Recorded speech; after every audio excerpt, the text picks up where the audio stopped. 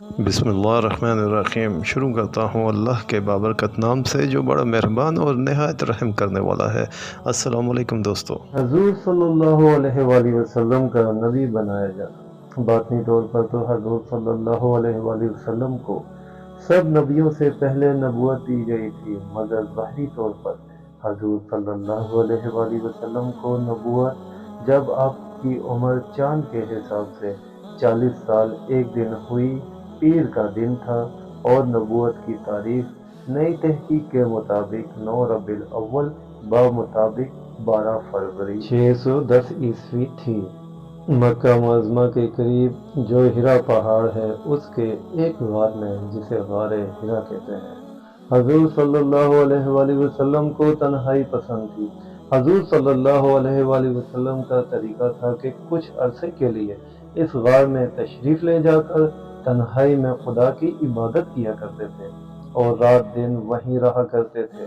ایسا بھی ہوتا کہ وہ ناشتہ جو اپنے ہمراہ لے جایا کرتے تھے اتنی مدت کے لیے کافی نہ ہوتا، تو آپ صلی اللہ علیہ وآلہ وسلم کی ہمدرد بیوی حضرت خدیجہ رضی اللہ تعالیٰ عنہ جب موقع پاتی تو خود بھی کچھ ناشتہ پہنچا دیتی۔ حضور صلی اللہ علیہ وآلہ وسلم کو نبوت سے کچھ عرصہ پہلے ایک نور دکھائی دیا کرتا تھا، اور آپ صلی اللہ علیہ وآلہ وسلم 6 ماہ بیشتر سے سچے خواب زیادہ تر دیکھا کرتے تھے، جن کی تعبیر ایسی صاف اور سچی ہوتی تھی جیسے آفتاب کا نکلنا۔ حضور صلی اللہ علیہ وآلہ وسلم ارشاد فرماتے ہیں کہ حضرت جبرائیل علیہ السلام غار حرا میں آئے اور انہوں نے کہا، اقرا یعنی پڑھو۔ میں نے کہا، میں تو پڑھا ہوا نہیں ہوں۔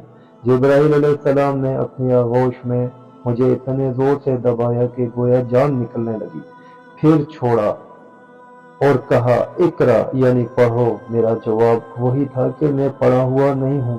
جبرائیل علیہ السلام نے دوبارہ ایسا ہی کیا۔ آخر کار جب تیسری مرتبہ اسی قدر زور سے آغوش میں دبا کر چھوڑا اور فرمایا کہ پڑھو، میں نے کہا، کیا پڑھوں؟ اس وقت یہ چند آیتیں پڑھیں۔ اقرأ بسم ربک الذی خلق سے علم الانسان ما لم یعلم تک آپ کو آیت پڑھائی۔ واقعہ ہے جس سے حضور صلی اللہ علیہ وآلہ وسلم کے اور قریش کے تعلقات کا اندازہ ہو سکتا ہے۔ مکہ میں سیلاب آیا جس کے سبب سے خانہ کعبہ منہدم ہو گیا۔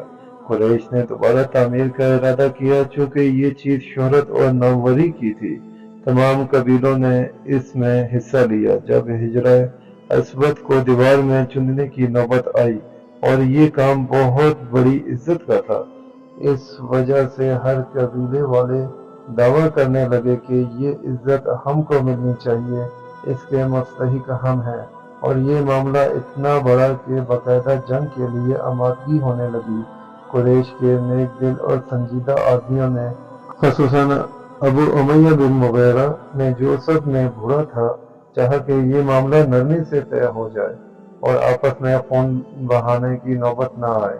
چنانچہ مشورے کے لیے خانہ کعبہ کے ہاتھے میں، جس کو آج کل مسجد حرام کہتے ہیں، جمع ہوئے، اور غور و فکر کے بعد یہ طے ہوا کہ جو شخص سب سے پہلے مسجد کے اس دروازے میں داخل ہو وہ اس معاملے کا فیصلہ کرے۔ حسن اتفاق سے مجمع کی نظر سب سے پہلے جس پر پڑی وہ سرور عالم صلی اللہ علیہ وآلہ وسلم کا چہرہ مبارک تھا۔ سب خوش ہو کر بول اٹھے، یہ امین ہیں، یہ صادق ہیں، عرب کے بہترین شخص ہیں، خوب تعریف لائق، بہترین فیصلہ یہی فرما سکتے ہیں۔ چنانچہ ایسا ہی ہوا۔ حضور صلی اللہ علیہ وآلہ وسلم کے سامنے معاملہ پیش کیا گیا۔ حضور صلی اللہ علیہ وآلہ وسلم نے چادر پھیلا کر حجرہ اسود کو اپنے دست مبارک سے چادر میں رکھ دیا اور فرمایا، ہر قبیلے کے منتخب آدمی چادر کو اٹھائیں۔ جب حجرہ اسود بنیاد تک پہنچ گیا، حضور صلی اللہ علیہ وآلہ وسلم نے اپنے دست مبارک سے اس کو اٹھا کر دیوار میں نصب فرما دیا۔ جب یہ واقعہ ہوا تو حضور صلی اللہ علیہ وآلہ وسلم کی عمر 35 سال تھی۔ دوستوں، میں امید کرتا ہوں کہ آپ کو یہ ویڈیو ضرور پسند آئی ہوگی۔ میرے چینل کو لائک اور شیئر کریں، اور اگر میرے چینل کو سبسکرائب نہیں کیا تو سبسکرائب کریں۔